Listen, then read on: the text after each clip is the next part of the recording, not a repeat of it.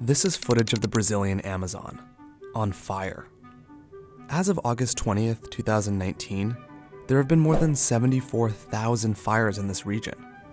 And that's not normal.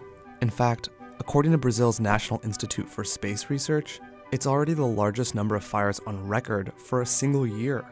So what makes this year so different? And what happens if the fires continue to burn?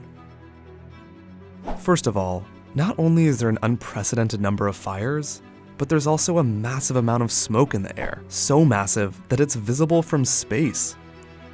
Scientists estimate that it stretches 1.2 million square miles across Brazil, and it even briefly eclipsed the sun above Brazil's largest city, Sao Paulo.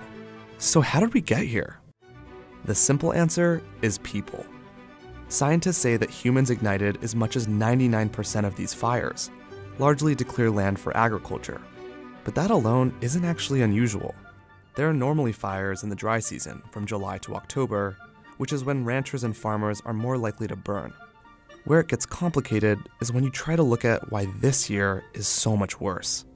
Environmental groups say it's largely because of one man, Jair Bolsonaro, the president of Brazil.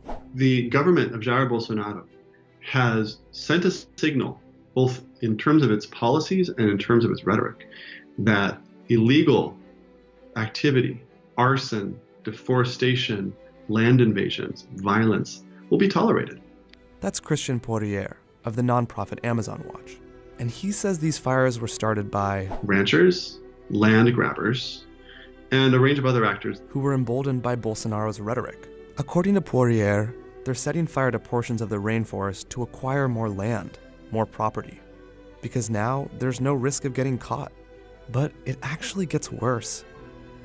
According to CNN, Bolsonaro has also slashed the budget of the country's environmental enforcement agency by as much as $23 million. If we look at these moves, we see the table was set for the kind of the devastation we're seeing today.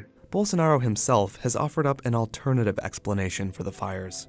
He suggested that non-governmental organizations, NGOs, ignited them as a way to embarrass his administration, though he presented no proof. But here's the thing.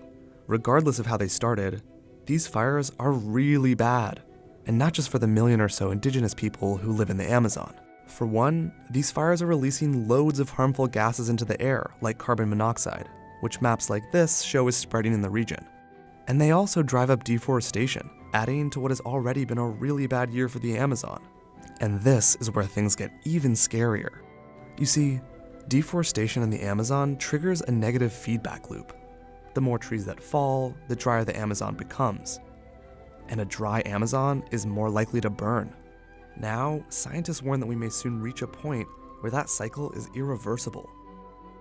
What we're talking about is reaching a tipping point in the Amazon today, where enough of the forest has been either destroyed or degraded, and it can no longer create its own environment, its own rainfall. And that could trigger what scientists call a dieback.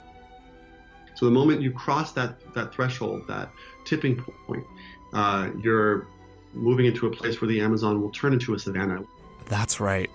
He says that the Amazon would become a totally different environment, far from the one we know today, which is home to 3 million species of plants and animals, which sucks up as much as 600 million tons of carbon each year, and which supplies as much as 20% of the oxygen that we breathe.